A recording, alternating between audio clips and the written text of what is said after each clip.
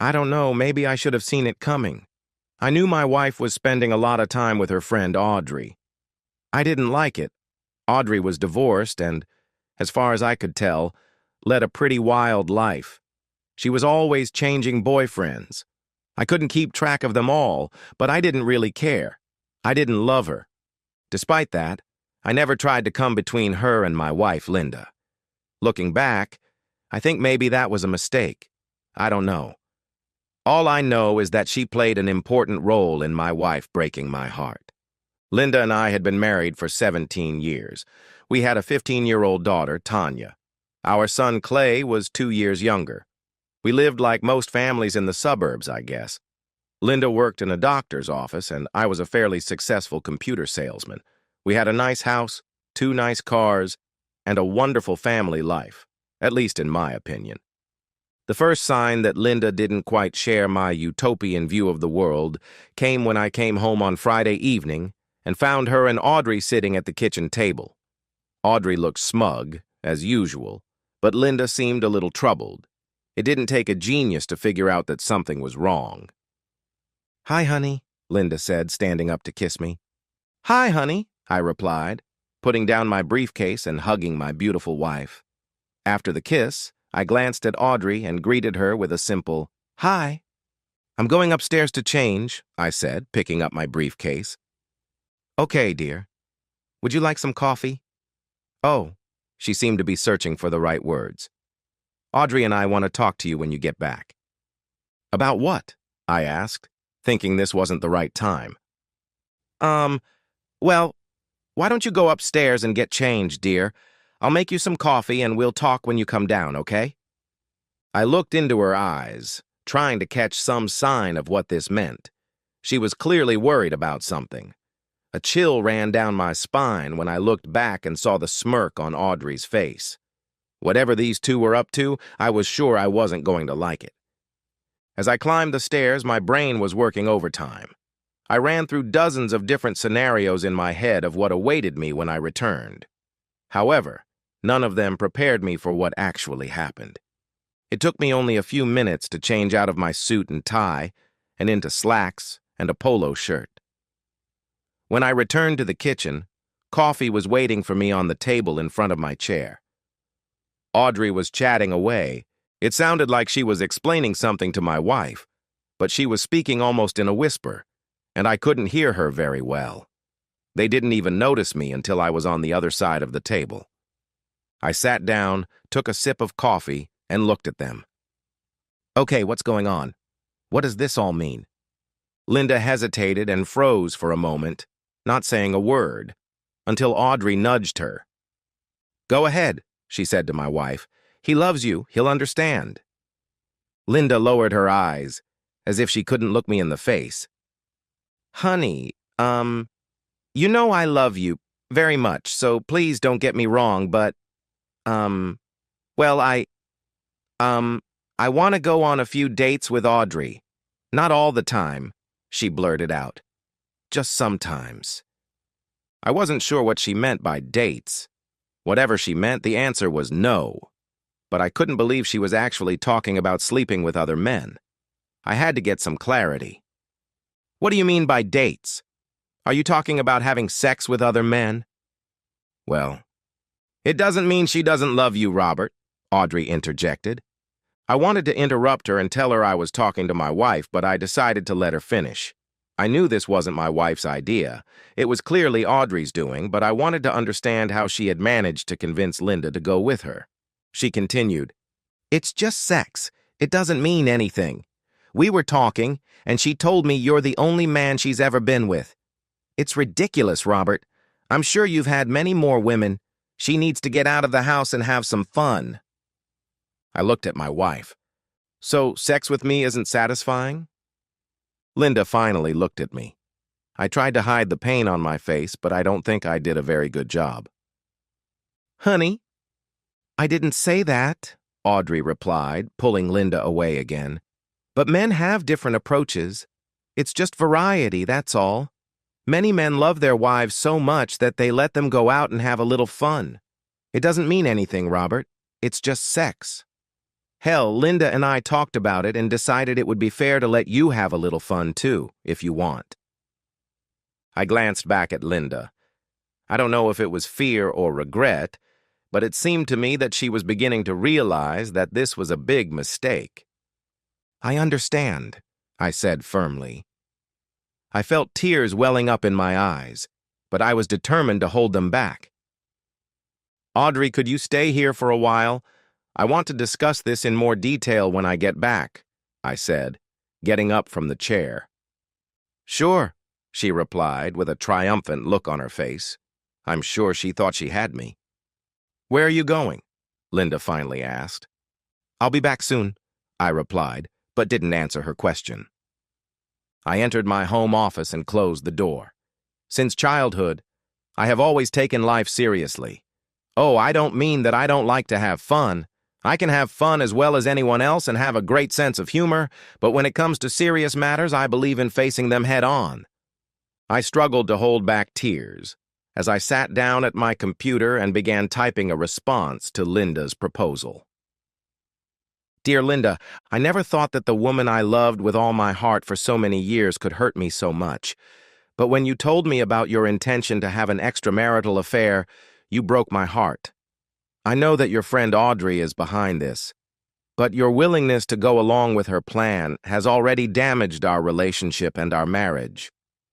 To make my position on your alleged infidelity absolutely clear, I categorically state that I will consider any sexual relationship with a man or woman to be a betrayal and a violation of our marriage vows. For clarity, sexual relations include any physical act of a sexual nature, whether initiated by one partner or the other. If you ignore my feelings on this matter and continue your infidelity, the following will happen. 1. On Monday morning, I will immediately file for divorce. 2. I will contact our parents and everyone we know to inform them of our impending divorce and explain why I have done what I have done. 3. I will sit down with our children and explain to them the reasons for our divorce. 4. Until our divorce is final, I will stop at nothing to reveal the names of everyone you are seeing. If they are married, I will tell their wives. I will have no pity or sympathy for them or their families. Make sure they know this before you put them and their families in danger. 5. Once the divorce proceedings begin, there will be no turning back. We will always be connected through our children, but I will sever all emotional ties with you and start building a life without you. My dear, you have a choice. The consequences of following through on your threat to engage in sexual relations with other men are listed above. However, if you decide that you would prefer to continue this marriage, there will be certain conditions. As I have already stated, your admission of your intention to engage in extramarital relations has caused me more pain than I could ever have imagined. At this point, I do not know if I can forgive you or if our marriage can be saved, but I am willing to try, provided that you accept my conditions. They are as follows. 1. Immediately sever all ties with Audrey. Never contact her again for any reason. 2. Until I decide otherwise, you will move your belongings to the spare bedroom and sleep there. 3. You will make an appointment with a doctor and get tested for STDs. I will not even consider having sex with you until I am sure you are healthy. If any of the results come back positive, I will file for divorce immediately. 4. You will agree to install a GPS tracker in your car, to which I will have daily access, and you will answer all my questions about your whereabouts without any negative reaction. 5. You will agree to family therapy. If you agree to my terms, I will do everything in my power to forgive you, but it will take time and patience to rebuild my trust. Now you have to make a choice, my dear. I pray that you make the wise choice. This hurts, but I still love you with all my heart. Robert. When I finished, I heard Linda and Audrey talking.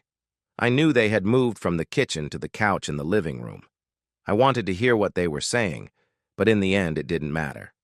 I had taken my position, and there would be no negotiations. I addressed the envelope and a copy of the letter to my parents, Linda's parents, and our family lawyer. I put each envelope in an envelope, sealed it, and put stamps on it. Then I made 2 more copies for my accomplices. I saw them both turn their heads toward me when they heard me leave the study. "I'll be right back," I said, heading for the front door. "I need to put something in the mailbox." "The mailbox?" my wife asked. "Can't that wait?" "We need to talk." I ran out of the house before she could finish her sentence. I went to the corner and mailed all 3 copies of my statement. A few minutes later, I returned. I walked over to the 2 women sitting on the couch and handed each of them a copy of my statement. "What's that?" Linda asked. "Did you think about what we talked about?" "Yes," I replied. "You are holding my thoughts on this matter in your hands. I wanted to put them down in black and white so there would be no misunderstanding." Both women cautiously began to unfold the letter. I watched Linda's face closely as she read. Her eyes immediately filled with tears. "You bastard!" Audrey screamed. "What kind of bastard are you? Let's go, Linda!" she said, taking my wife by the arm.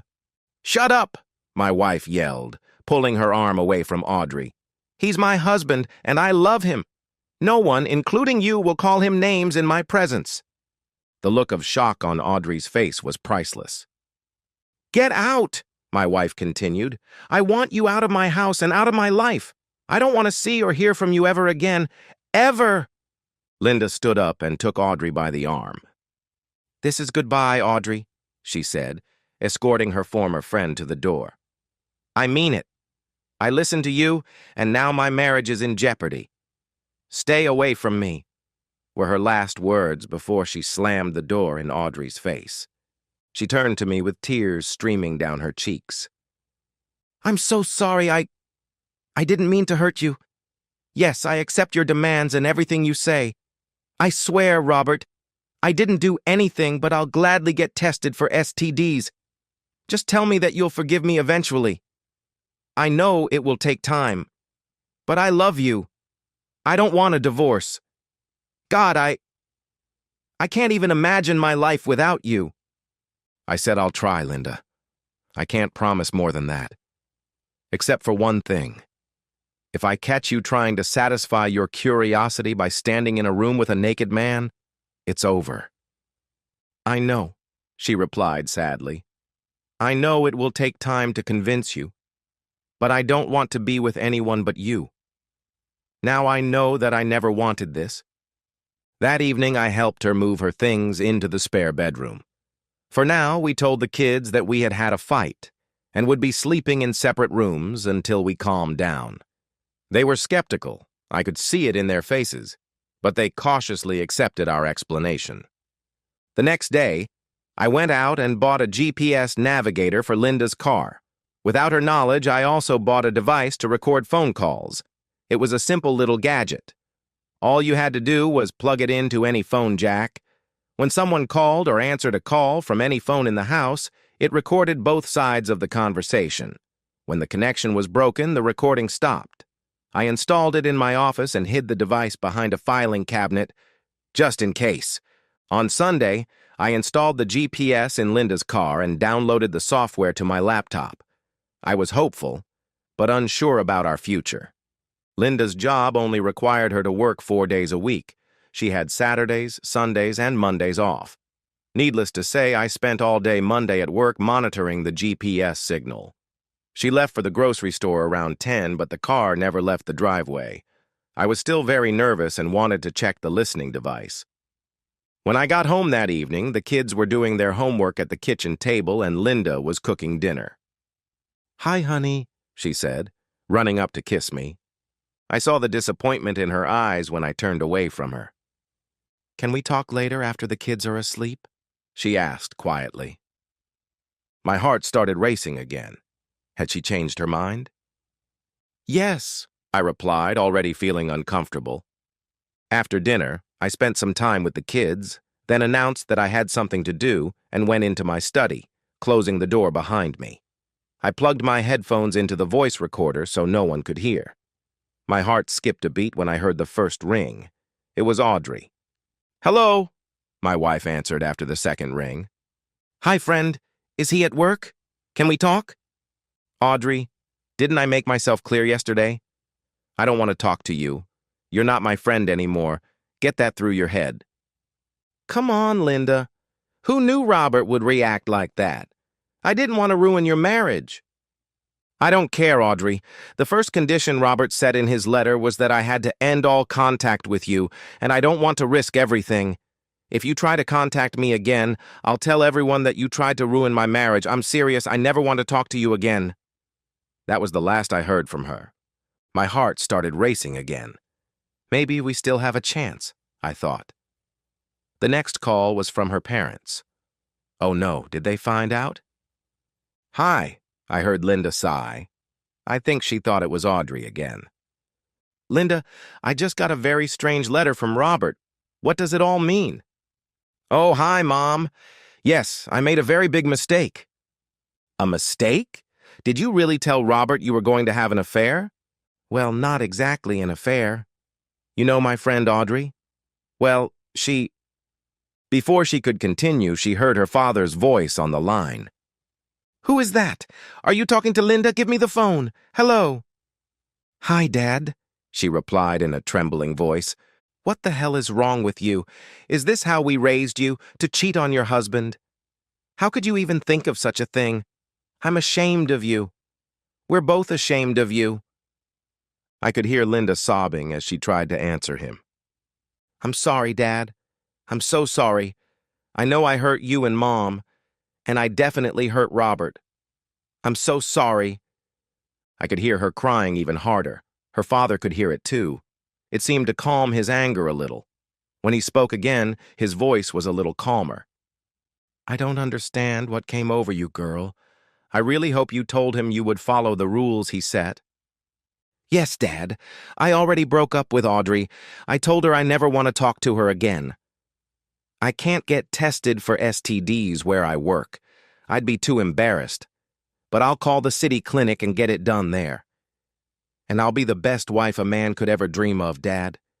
I know how lucky I am to have been given a second chance. Believe me, I won't waste it." They talked a little more. Then Mom picked up the phone again. When they finished talking, all three of them were crying. The most instructive call was from my mother, Linda. "Hi, Mom." "Linda, hi, honey. I'm so glad to hear from you. How are you? Obviously, you haven't gotten Robert's letter yet." "Letter?" "No, is everything okay?" my mother asked. "Well, what happened, Linda?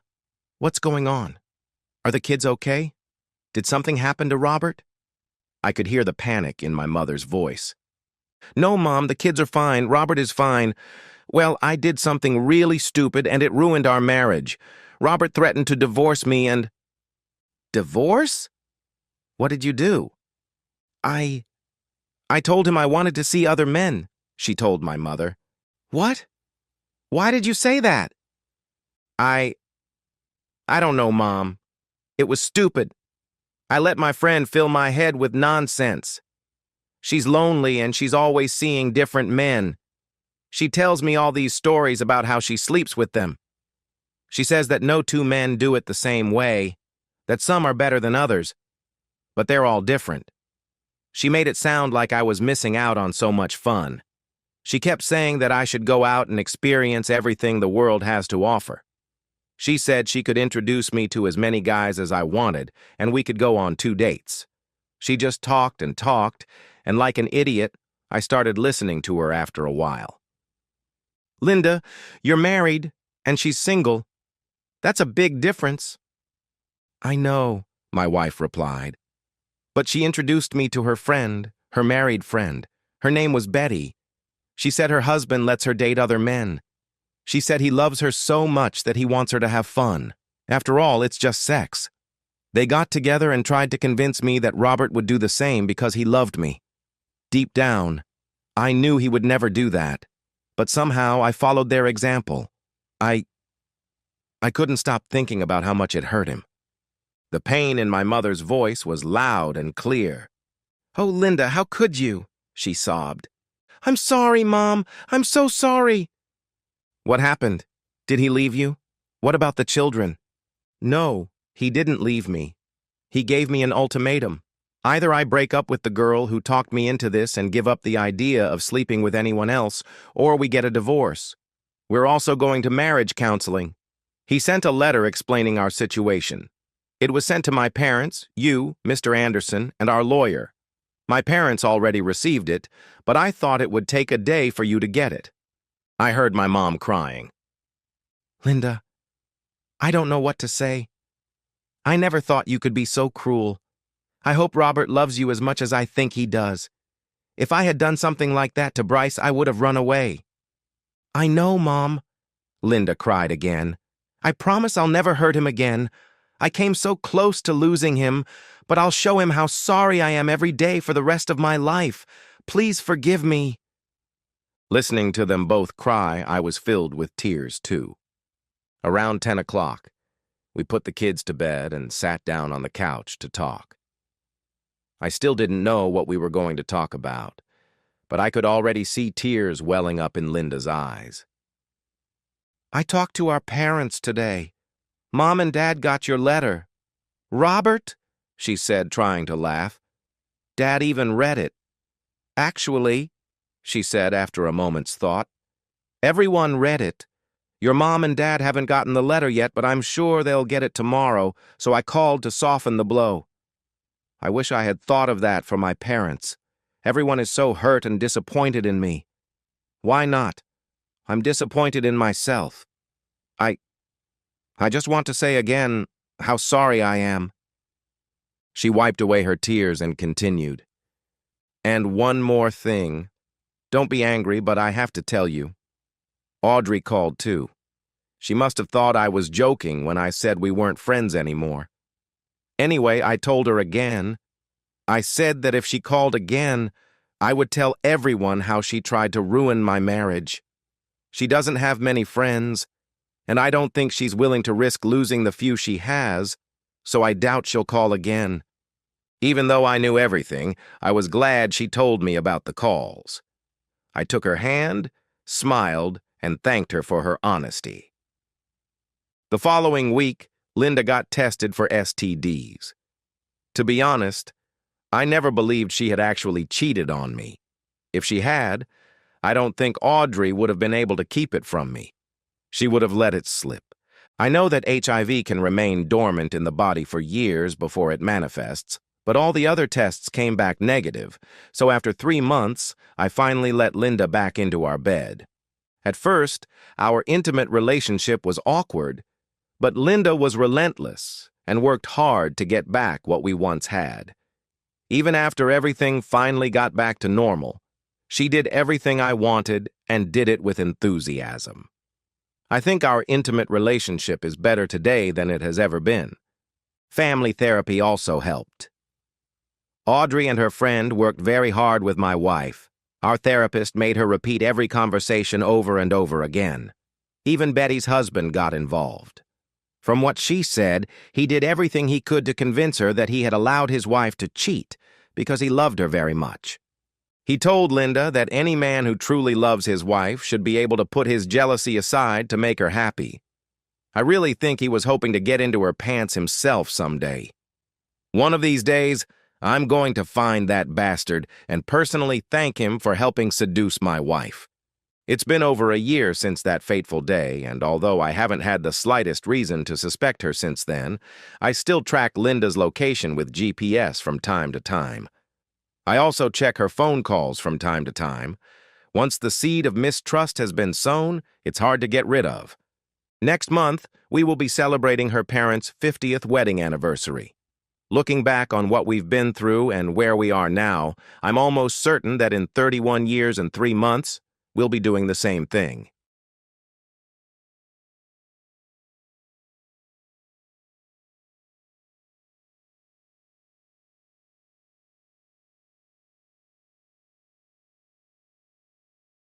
I came to my senses when all I could see was darkness, except for a road sign that read, Freudenberg, 30 miles ahead.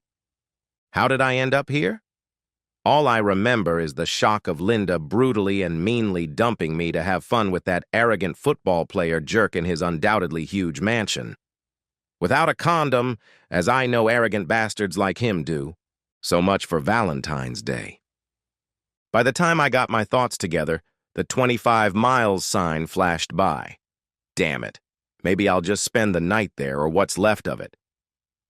Motel 6 was the first sign I saw, and as promised, they left a light on for me. I threw the bag we had packed for the hotel on the floor and collapsed onto the bed. The next thing I remember was a surprised gasp. I'm sorry I rang, but no one answered. The cleaning lady backed away when I told her she could come back in an hour. I was so detached that I didn't even hear her knock and shout the usual cleaning. After showering and changing into the clean clothes I had packed for my trip home from another hotel, I went to the nearest restaurant for a hearty breakfast. While waiting for the waiter and then my food, I turned on my phone to scroll through my messages and voicemails. It only took a second or two because there weren't any. No one knew or cared where I was or what had happened to me. Everyone had their own lives and a day off. And that bitch was probably enjoying her morning sexual ecstasy with her new lover, not thinking about her loser husband of 10 years and her children. Those who knew what had happened probably thought I had gone home with my tail between my legs, waiting for the great god of football to finish. As they said, I would survive and live on. After all, it was just one night, right? She deserved it because she was chosen by the great god of football in this town. I'd be fine. No one would come looking for me. Only I wasn't fine. After breakfast, I went to Walmart Supercenter, bought a few changes of clothes, and returned to the motel to extend my stay for a few more nights. Back in my room, I opened my laptop and found out what was going on in the rest of the world. As I quickly discovered, nothing much. Not knowing what else to do, I went on social media. Nothing interesting there either. Maybe I'd make fun of Linda on her Facebook page? Before I made up my mind, I Googled the jerk she'd probably spent her last few minutes in bed with while I was sitting on the internet. Below the search results sponsored by the league, the team, and the charities he supported, I stumbled across a strange post. Someone had apparently filmed Laval from the moment he arrived at Morrison's last night. Who could have done this and why? According to the author, he wanted to see which married woman this arrogant jerk would choose last night to cheat on another unfortunate husband. Apparently, this stud wasn't doing this for the first time, and the author of the post knew about it, because the moment Linda went to the bathroom, the videographer got up and walked over to the side entrance. The GOAT's crew didn't know he was in on it, so they didn't bother him. The video shows the GOAT starting his Escalade, which he had illegally parked in a disabled parking space. Apparently, football gods don't get fines for such brazen behavior. He then drove up to the side entrance and waited until Linda, with a big smile on her face, got into the car and kissed her hero on the lips.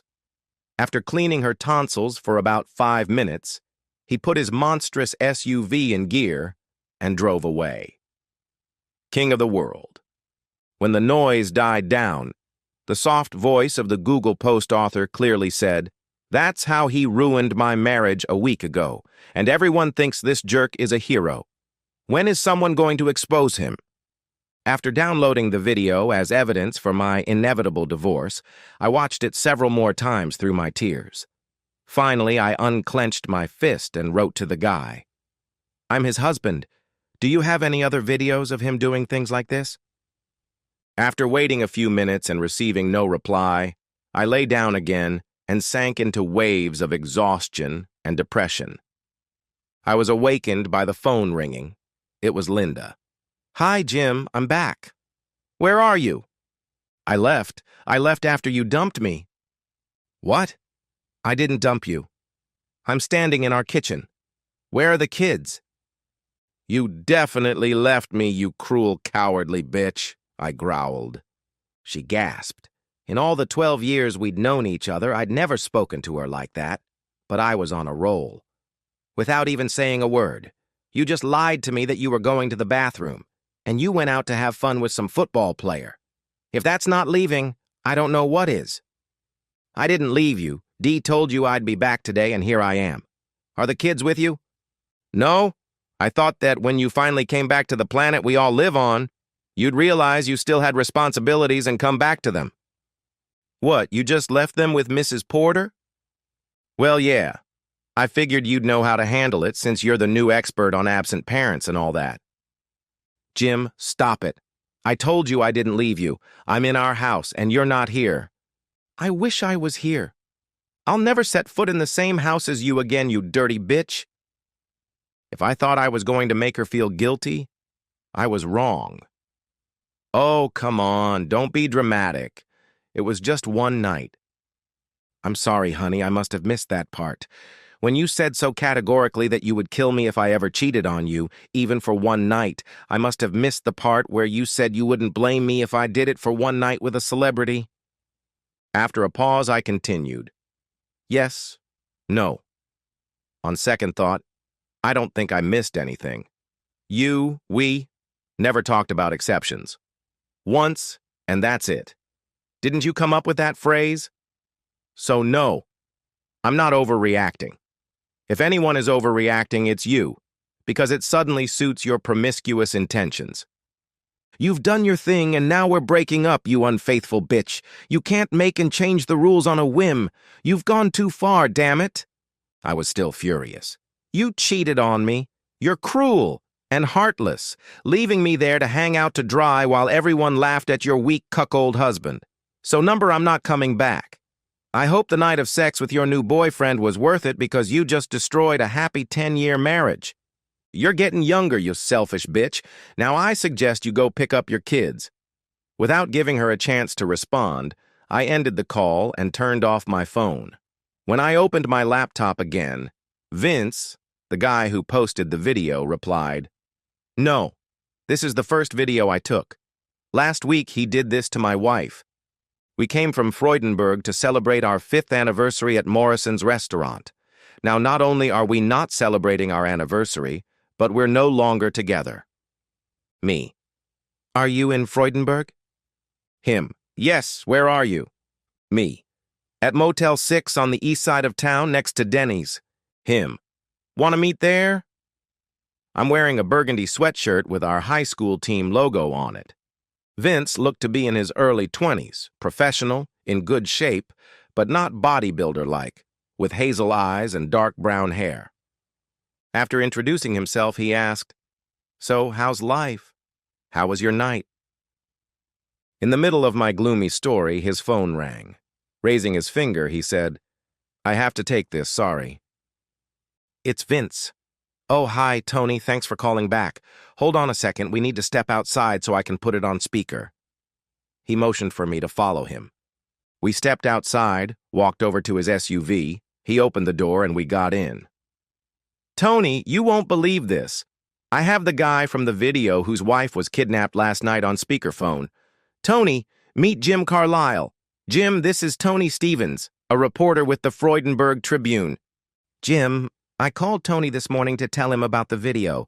He wanted it posted on a public website so he could respond to it as a reporter for an independent news site." "What do you mean by independent?" I asked. "Tony is my cousin. If he finds this story on Google, no one can accuse him of using the newspaper to get revenge for my divorce." "Okay, whatever you say." Tony asked, "Jim, is that you? Tell me the whole story. Can I record this?" Vince replied, "Let's meet at your office. It's warm there." After all, it was the first day of March and it was freezing outside, with snow still on the ground from the previous snowfall. "To think that such a mind will ever rot away," Tony replied with a laugh. "See you there." Tony's office was warm, with coffee, a conference room, and all the electronic tools you would expect from someone working in the news business. After starting the recording, Tony explained that after Vince's altercation with Laval last week, he had been looking for a way to A, prevent this guy from destroying more marriages, and B, find a way to get revenge on him. During my investigation, I discovered that this jerk's main goal isn't sex. If that were the case, he would be hunting both single and married women, but apparently he only hunts married women. Why? It seems like he has some kind of complex and gets pleasure from humiliating other men. In other words, he's a bully, I thought. So his main target last night wasn't Linda, it was me. But why? We don't even know each other. The only thing I can think of is uncontrollable competition. By humiliating the guy who took the most beautiful woman in the room, he confirms his superiority. For the same reason, he insists on driving the women home the next day so their husbands can see who humiliated them. More attractive looks, more fame, more money, and of course his classic $1,000,000 Ferrari. His mission will not be complete until he looks the husband in the eye and sees defeat there. I could only shake my head. What does it say about our society if it not only allows a violent, smug jerk to walk around freely, but also rewards him so excessively? That's probably why he's so good at football, Vince said. He's getting back at the defenders who cover him. He takes it personally. Interesting theory, I said. But for now, Vince's marriage is ruined, and I'm pretty sure mine is too. Someone has to stop this guy. It's ridiculous. That's exactly what I'm trying to do, Tony said. Because of who he is, the league, the team, and the players' union will spend billions to stop any reporter who tries to discredit a key figure in their money-making machine. Turning to me, he continued, Vince's records are great, but for them to really mean something, I need to tell your story. Are you ready? Sure, I've got nothing to lose, I said, shrugging. Oh, you'll be surprised. You'll be humiliated and ridiculed. Your children will be bullied at school with all kinds of insinuations, including that you're a pedophile and a child molester and they're covering for you. You need to think carefully. Do you know a good lawyer? Yes. Despite all the mediocrity and failure in my family, we had an experienced, intelligent, and successful lawyer whose initials were LV. Do you want me to call him? It wouldn't hurt to talk to him. As soon as we're done here, I said. What are you going to do about this story? The second coming of Ray Rice, Tony replied, referring to the 2014 events involving the star running back for the Baltimore Ravens. What do you mean? The NFL commissioner wavered and said, he said, she said, until TMZ released a video of him beating up his girlfriend. That video pretty much ended his career, even though he was one of the best running backs in the league. But no one beat anyone up last night. I know, but that's not the point. The point is that the Rice incident showed everyone that a video of any event becomes more important than the event itself. That's why I asked Vince to back up his words with real video. It may take some time, but once that video hits the internet, Laval's career is over. There are 6 months until the start of next season, enough time to prepare his coffin.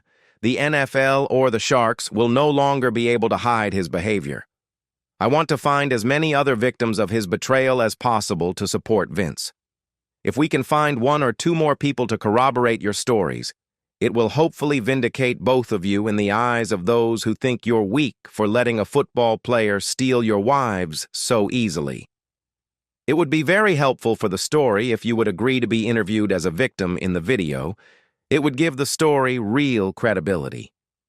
What did I have to lose? If Tony published the video without my name, all our friends would know about Linda and me.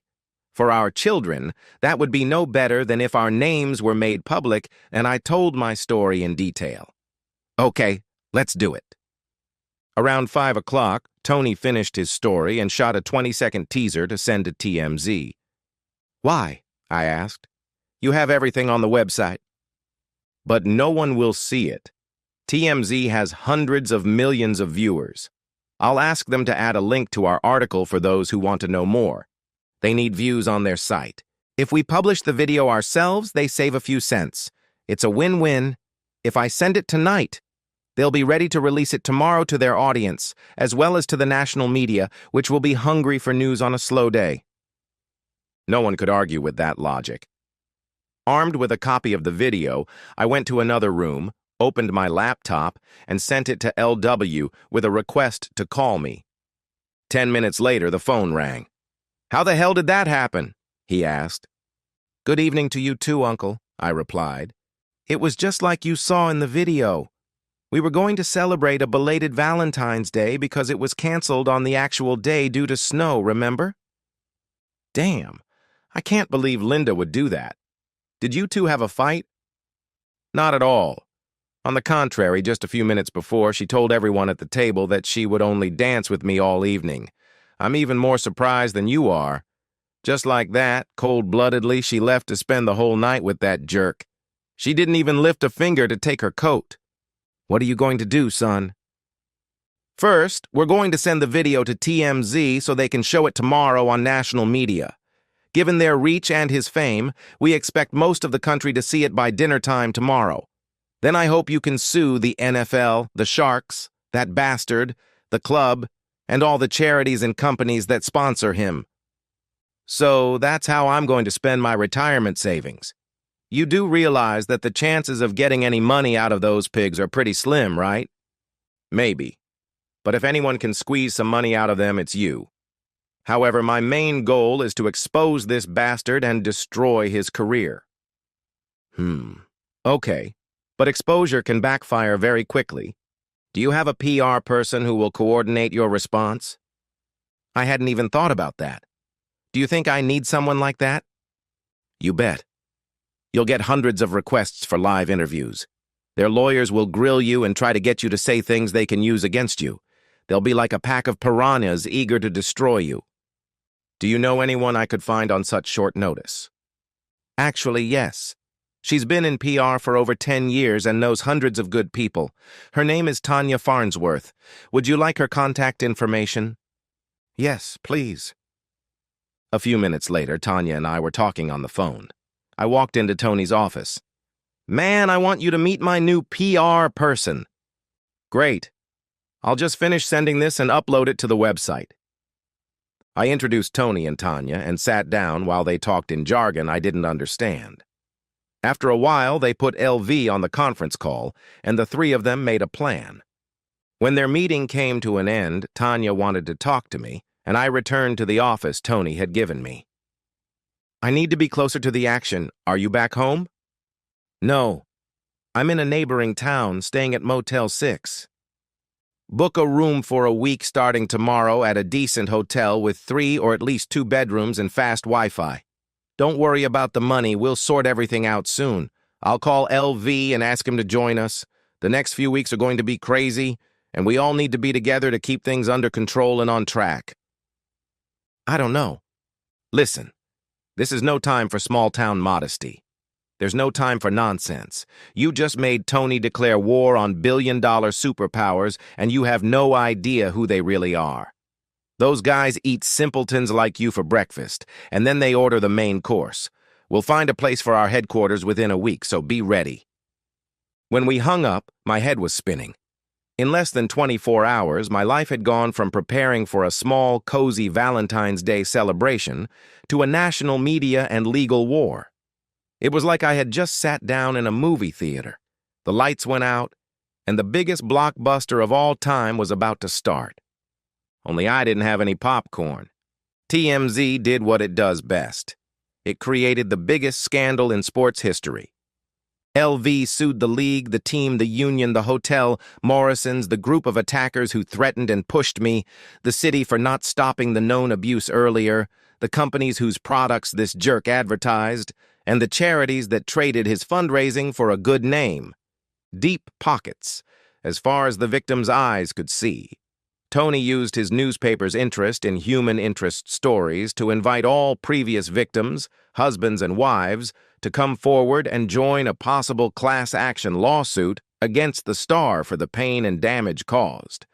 The prospect of $1 million or $2 million made 11 more people swallow their pride and speak out. Every day brought new revelations. Tanya recorded all the meetings with people who approached me to ask me to abandon my plans or tone down my rhetoric, and passed the recordings on to LV and Tony, who turned the saga into a daily column about the rich and powerful, parodying the ordinary citizens of this world. Linda was criticized for her betrayal. Other wives whose names were revealed were condemned for shamelessly abandoning their husbands, but they did not have dramatic videos documenting their reckless and deliberate betrayal. When Linda's parents got dragged into the mud, they accepted her, but they never let her forget how cruel and cowardly she had been. The kids, as I had hoped, got over it pretty quickly once the money from my award started rolling in and I was able to take them on vacations to Disney World, to a ranch, and on a camping trip. Buying toys didn't hurt either. Sure, it made Linda look like a loser, but hey, she started it. The important thing is that we had a good time together. As it turned out, I learned from several husbands in our circle of now former friends that in the early days, Linda bragged to other wives about what a fantastic night of passion she had had. Apparently, that bastard had pleasured her all night long. I was so hurt I can't describe it when I heard her say I was worthless in bed. Maybe the other husbands in our former circle exaggerated those comments to tease me. I'll never know. But their words only strengthened my resolve to make her pay. And in time, she did. Outside of this small circle of friends, everyone she knew turned their backs on her, many with insults. Mrs. Porter refused to babysit the children of a cheap whore. The parents of other school children avoided her and scattered when she approached the group. Dee and Dave divorced after she told him about her desire to do the same thing Linda had done. Later, Dave apologized to me for not standing up for me. I didn't care, but since he had bought the beer, I told him it was okay. Several national talk shows invited other victims of Tony to appear on their daytime programs. One couple even dramatically reconciled when he realized that she had been seduced by a professional whom no mortal could resist. There were too many victims for Bastard to respond to each of them personally. His initial reaction was typical of a politician: deny, deny, deny. However, after his third tearful confession, it became clear that he was guilty as sin. He then tried to prove that the women had misunderstood his intentions. When two husbands gave detailed testimony about the brutal defense of the kidnappers, as the abductors were now called, the bastard could no longer continue to play on misunderstanding. When he tried to use the argument that they wanted it so badly that they seduced me, he was crushed when they, as one woman, described him as a selfish lover, interested only in getting pleasure and then rolling over and falling asleep. This accusation led to the immediate termination of his latest advertising contract for male enhancement pills. The only charity he had left was his own, which turned out to be nothing more than a scam to hide his money from taxes and lawsuits from the husbands he had cheated. When it was discovered that it was not actually involved in charity work, its tax breaks were revoked and he was ordered to pay millions in back taxes.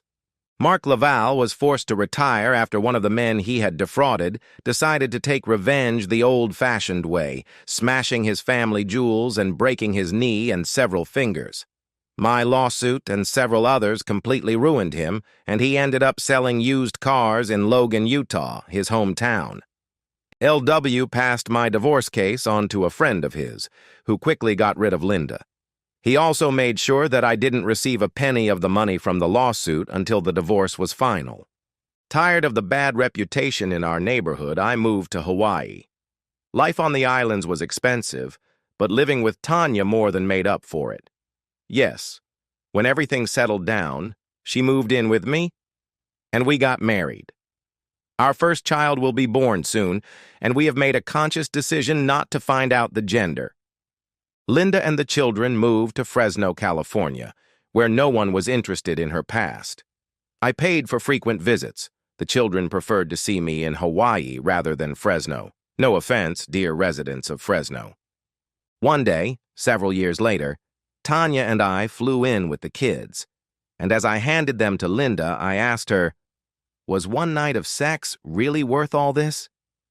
She looked at Tanya, tears welling up in her eyes, turned, and walked away without saying a word.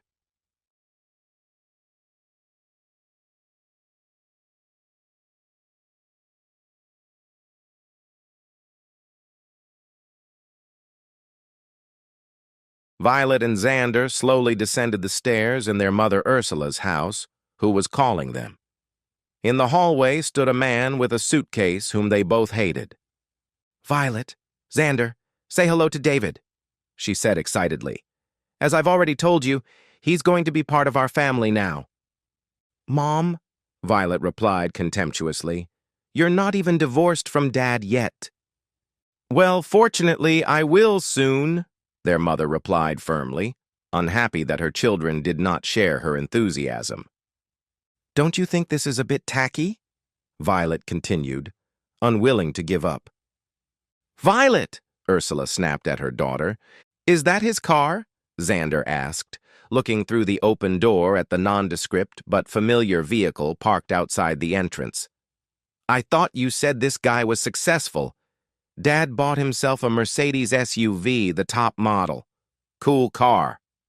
"It's good to see you again, kids," David said awkwardly after Xander's unflattering comparison with his father. "Yeah, I want to change my car too. I'm getting a promotion soon, so we'll all be driving expensive cars soon." Neither Violet nor Xander looked impressed. A tense silence hung in the air. "Welcome to our home, David," Ursula hissed at her children, boiling with anger at their rudeness. "Yes, whatever you say," Violet said unkindly, and both children went upstairs. "They just need a little time to get used to it," Ursula reassured the puzzled David when the children returned to their rooms. "I'll talk to them. They'll understand." 6 months earlier, 16-year-old Violet and 12-year-old Xander had been told about their parents' separation when they found out about their mother's infidelity. This came after 2 years of watching their parents argue, their mother's coldness toward their father Gary, her accusations against him, her regular weekend and vacation trips with friends and relatives, visits to relatives, and any other excuse to leave for the night. It got to the point where even they didn't believe their mother. It hurt them to see their father lose his self-respect, desperately trying to save his marriage. The parents turned to a marriage counselor, but David was never able to completely leave their lives. When their mother was away, the children heard their father crying at night. 2 years later, Gary finally couldn't take it anymore. He found evidence of her affair and filed for divorce, naming David in the papers. Both parents sat down with the children to explain why they were separating. Xander cried, while Violet looked at her mother with poorly concealed hostility. Ursula refused to look the children in the eye, sitting in front of them with anxiety and obvious anger. She tried to place equal blame on their father, but it had no effect because she was the only one who believed it. All she could say was that she had fallen in love with someone else. Then followed 3 agonizing months while Gary looked for a place to live. When he finally moved out, it was almost a relief. But it didn't make life at home any more pleasant. Both Violet and Xander felt enormous anger toward their mother, who was too preoccupied with David to notice. After Gary left and the divorce proceedings began, the relationship between him and Ursula became very tense, as there was no love left between them. Gary filed for full custody of the children and the house. Ursula did not give up and demanded alimony, the house for which Gary had to pay the mortgage, and the right to visit Violet and Xander only under supervision. The divorce lasted 6 months. The judge, who was unimpressed by the case, handed down a decision that satisfied no one. Gary still had to pay half of the mortgage until Ursula remarried, as well as child support. Custody was complicated by the age difference between the children. Violet was considered old enough to choose which parent she wanted to live with, but Xander was not. It was decided that Xander would live in the family home with Ursula on weekdays and spend weekends with his father. Violet reluctantly agreed to this for her brother's sake. She cried in her father's arms when she told him about it. Gary, also in tears, told his daughter how proud he was of what she was doing for her brother. Their parents' divorce brought Violet and Xander closer together, especially since Violet was forced to take care of her brother while their mother continued her affair with David. A month after their parents' separation, Ursula invited Violet and Xander to dinner so they could meet David for the first time. The children quickly realized who David was. "Violet, Xander, this is David, the man I'm dating," Ursula said proudly to her children, squeezing David's hand. "You mean the guy you cheated on Dad with?" Violet asked contemptuously. Xander slumped in his chair, crossed his arms, and turned away sullenly. "Violet!" Ursula said sharply, looking around to see if any of the restaurant patrons had heard her daughter. "It's okay, Ursula." David smiled awkwardly, but he didn't like Violet's contemptuous directness. "It's a shame your mom and I didn't meet under different circumstances, but when you're older, you'll understand that love doesn't always work out the way you want it to." "Yes, Dad learned that the hard way," Violet replied. Anger flashed across David's face, and Ursula struggled to contain her rage. "Xander, I hear you're a pretty good baseball player," David said cheerfully, trying to change the subject. "Yeah, not bad," Xander replied, without even looking at David. "Maybe we could go to a game sometime?" David suggested with a smile.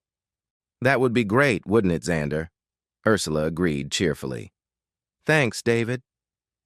"You're welcome," was all Xander said. David and Ursula's smiles disappeared. The atmosphere at the table became tense due to Violet's hostility, Xander's sullen mood, David's disappointment, and Ursula's hidden anger. Dinner was silent, and the children, who wanted to leave as soon as possible, refused dessert.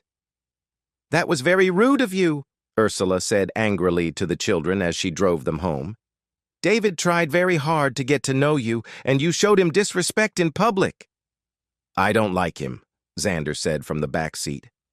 "I can't believe you left Dad for him," Violet added. "Dad is much better than him." Ursula wiped away a tear and began to get visibly upset. "If you just give him a chance, you'll love him as much as I do. He's such a wonderful person." Neither Violet nor Xander responded, staring indignantly out the car window. When they got home, Violet and Xander immediately went to their rooms, leaving their mother in tears on the phone, apologizing to David for their behavior. "Dad, you can't be happy!" Violet cried desperately to her father when she told him about her meeting with David. "You can't tell Mom that we don't want to meet him." "No, I'm not happy about it," Gary replied irritably, then softened his tone to calm his daughter. "But this day had to come. There's nothing I can do about it unless he hurts you. If I know your mother, you'll be seeing him even more often. Listen, I'm not going to punish you for your behavior toward him. That's your mother's business." Gary's intuition was right. Ursula had convinced herself that the more Violet and Xander saw David, the more they would love him. It was inevitable. David was too wonderful a man for that not to happen. David began coming over for dinner and staying the night. Despite his best efforts, conversation was kept to a minimum. He bought gifts, which were carelessly discarded and disappeared after David left. Ursula later found them in the trash can, still in their boxes, unopened. Ursula even invited David and his parents over, calling them Violet and Xander's adoptive grandparents. To her great disappointment and confusion, Violet and Xander still refused to talk to them. "Violet, Xander, I need to talk to you," Ursula said firmly to her children. Inside, she was boiling. Their behavior was abnormal. She had tried so hard to bring David into her children's lives, but they stubbornly refused. She was convinced that Gary was pushing them to behave this way. "I need to understand why you're acting this way toward David. He's been very kind to you, but you won't give him a chance. Why? Did your father tell you to do this?" "Dad said it's your problem, not his. He doesn't want to know about it," Violet replied sharply. "Anyway, we don't like David for what he did to Dad. I can't believe you're making us talk to him." "Violet, David and I love each other. You have to accept that," Ursula replied, sounding annoyed. "He's going to be part of your lives, whether you like it or not." Ursula immediately regretted her words. "So you're still forcing us to accept him," Violet said, and Ursula realized that her fears were justified. "No one is forcing anyone. David is going to be part of our family." I just want you to accept him. Let him make you as happy as he makes me, she said, almost begging in desperation. It still sounds like you're forcing us. You have to accept that we don't like him and never will. What about you, Xander? Are you saying you don't like David either? Ursula asked her son reproachfully. Xander just shook his head slowly in disgust. I just don't want to know him. Ursula simply couldn't understand her children. Why were they behaving like this? She felt irritated and disappointed. Her sex life with David was suffering because of it. The only time they enjoyed sex was on weekends when Violet and Xander were with their father. It seemed that everything was much better when she was still married. The more she thought about it, the more she became convinced that Gary was behind it all. After talking to the children, she made sure that Gary could see David when he picked up or dropped off the children. She wanted him to see that she, David, and the children were a happy family and that he couldn't break them up. At first, she was pleased to see that seeing David had an effect on Gary, but then he himself began to look happier and more relaxed. She tried to send David to Gary to pick up the children out of spite, but the children refused to get into his car, and Gary had to drive them home. All Ursula could think about was how to get David to move in with them. He was much more reluctant than she had expected. Despite the problems with the children, she thought everything was fine between them. And there they stood. David with his suitcase and belongings in his dreary car, rejected again by Violet and Xander, while Ursula comforted him. If Ursula thought that David moving in with them would make Violet and Xander accept him, she was sorely mistaken. The already tense atmosphere in the house became even more tense. Violet and Xander still refused to talk to David. Mealtimes were silent. When David tried to strike up a conversation, Violet and Xander waited in awkward silence until he got the hint and left. Offers to play with Xander were rejected, and offers to teach Violet to drive were met with a sharp, "That's my father's job." Any attempts to integrate David into the family were simply ignored. Even when Violet and Xander were forced to socialize with the whole family, including David, it didn't work. Soon, David began to complain and suggest that Violet and Xander spend more time with their father. In a rage, Ursula couldn't take it anymore, and when Gary picked up the children from his ex-wife's house, she lashed out at him. "Gary, you need to talk to the kids about how they're treating David," she said angrily. "Whatever you tell them, you have to stop. What do you want me to do?" Gary shrugged. "You brought this jerk into their lives, not me. I know what you're doing. You have to stop or I'll go to court and get you banned from seeing Xander and Violet." "You're crazy," Gary laughed, not believing his ears. "You cheated on me with him, and now you're complaining that they don't accept your jerk boyfriend. Maybe a relationship that started with cheating wasn't such a good idea?" "Violet and Xander are good kids. They know right from wrong. They can form their own opinions. They don't need me telling them what to do. They're old enough to make their own decisions. What happens between them and David is none of my business." Ursula glared at her ex-husband and went back into the house. The vacation had only been successful because Violet and Xander had left together, leaving Ursula and David alone. This gave their fading relationship a boost. Gary's indifference to David and Ursula's relationship soon became apparent. During dinner, after Gary had driven Violet and David home, Violet and Xander began to discuss Gary's new girlfriend animatedly. She had dropped by Gary's place unannounced while he was busy, and the children were home alone, unaware that she was there. The unexpected encounter went surprisingly well. A nervous Gary arrived to find his children and girlfriend in conversation. After a few awkward questions and Gary's assurances that his girlfriend already knew about them, how his marriage to their mother had ended, and that she was making him happy, the children hugged her. Ursula could have screamed with rage listening to this. They hadn't mentioned David's name in almost 6 months, but after one unplanned encounter, their father's new girlfriend was welcomed with open arms by his children. Despite all the problems, Ursula was determined to prove that her relationship with David was successful. She became active on social media, She posted photos of herself and David hugging and smiling, telling the world how lucky she was. There were photos of her with the children, photos of David at children's events, Xander's baseball games, and Violet's soccer games. She desperately tried to portray David as a loving stepfather to her children. But you can't pretend forever. Xander's birthday became the catalyst for a fight. She threw him a birthday party at their house, putting a lot of effort and money into it. Not only were Xander's friends invited, but their parents and siblings were invited as well. Ursula also invited David's family and started calling David's nephews and nieces Xander and Violet's cousins. Much to Ursula's disappointment, Xander insisted that Gary be invited, and Gary insisted that he be allowed to help with the party preparations.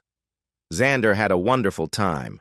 So did Violet, who knew many of Xander's friends' older brothers and sisters. The problem was Gary.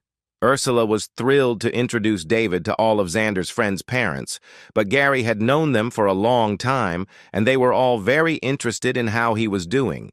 David felt increasingly isolated in his own home. David's entire family was given a cold reception by Ursula's children. Xander completely ignored David. He refused to take pictures with him, but took many pictures with his father, and the parents at the party began to notice. Gary ruined the party she had so carefully organized. Then David did what Ursula considered the most amazing thing. He got down on one knee and proposed to her with a ring she didn't know about. Ursula was so surprised that she couldn't believe it and cried with happiness. She was sure that there was applause after the proposal. It was truly the happiest day of her life. She insisted that the four of them have their picture taken. If there were any negative comments, she didn't hear them. She, David, Violet, and Xander were going to officially become a family. If Violet and Xander were unhappy about Ursula and David's upcoming wedding, they didn't show it. It seemed that David had done everything he could. Their attitude toward David had changed.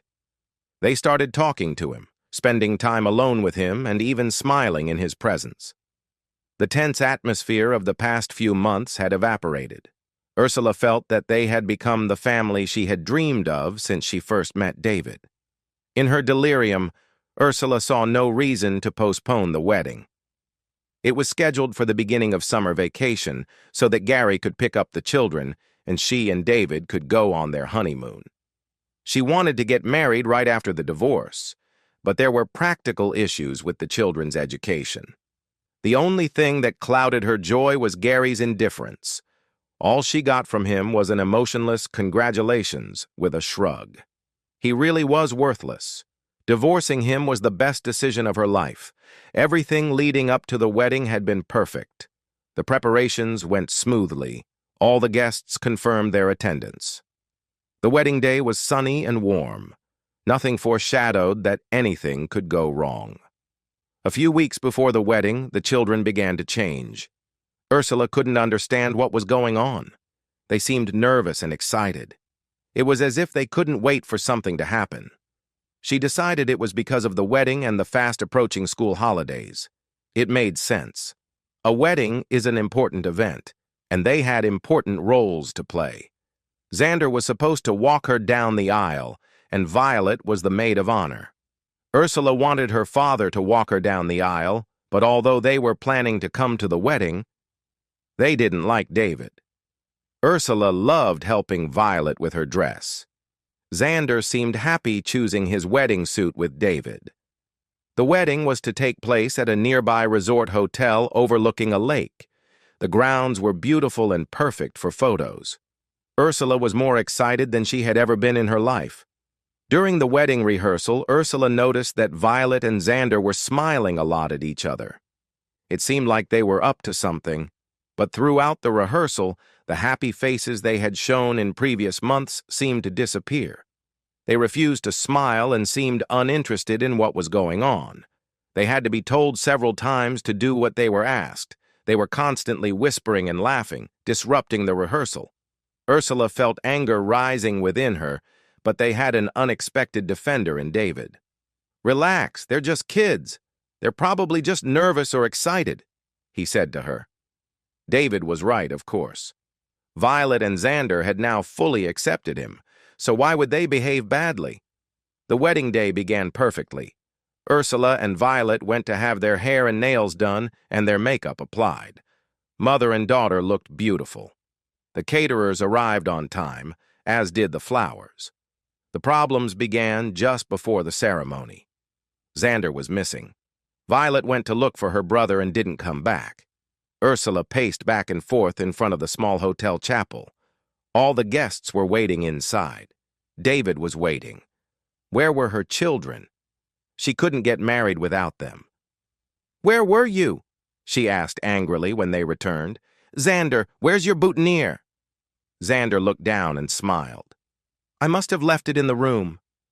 Violet struggled to suppress a laugh. "This isn't funny," Ursula said sharply. "Xander, go and get it now," she shouted.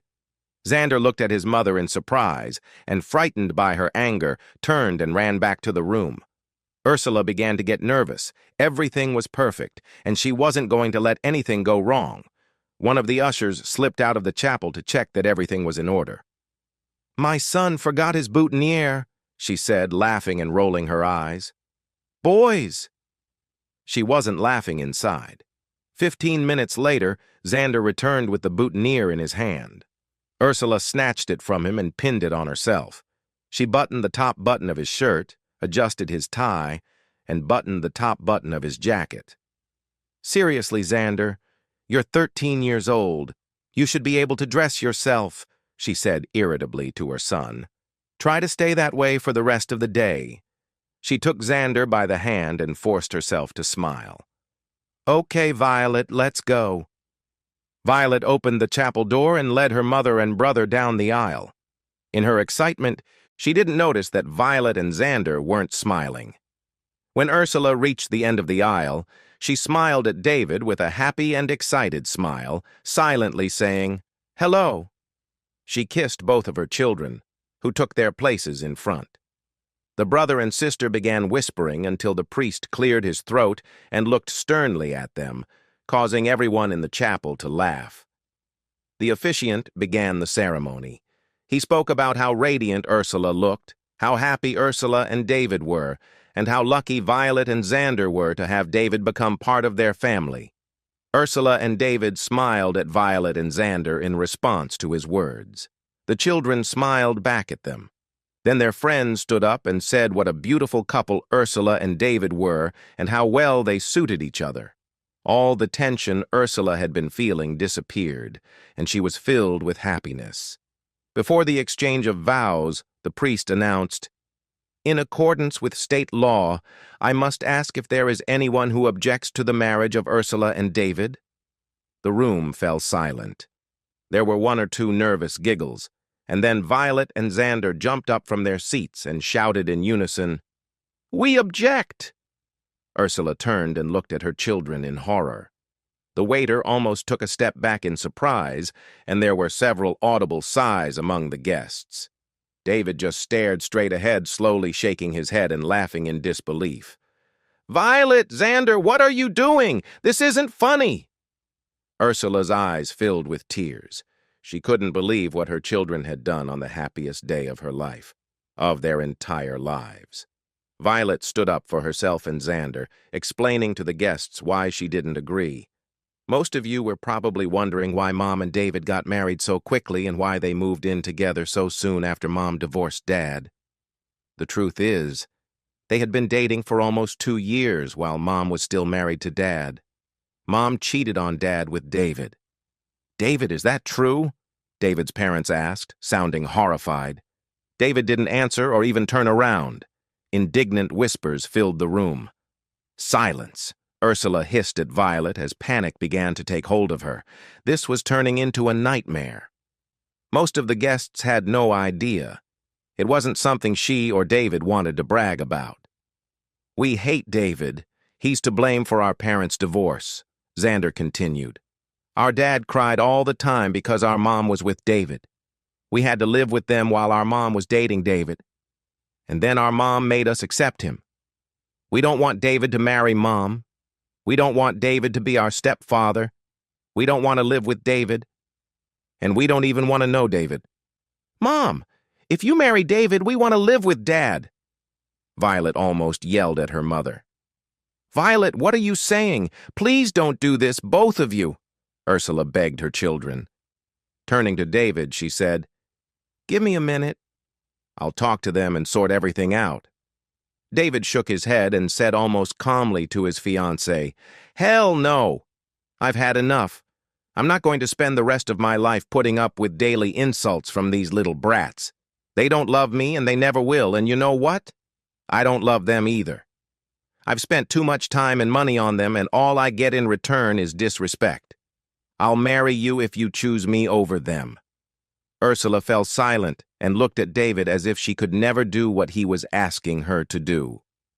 I knew it, he said, and started to walk away. Ursula desperately grabbed his arm. David, we can fix this. No, we can't, because nothing is broken. This is just reality, David said, and walked out of the chapel. Tears streamed from Ursula's eyes.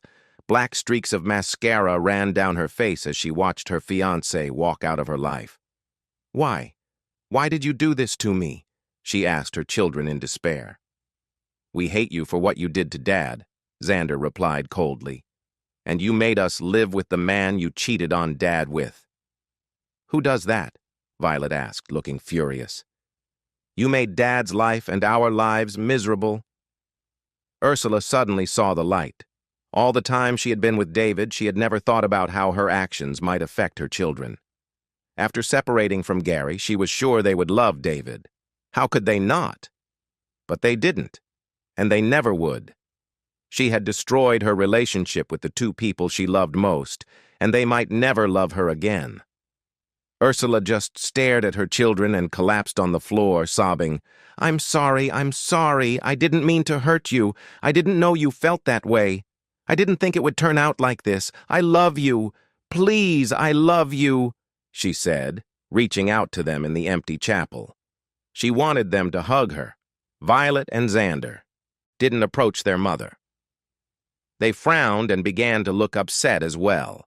Their plan had achieved its goal, but they hadn't expected their mother to turn into a pathetic, broken figure standing in front of them. Violet, do you have a phone?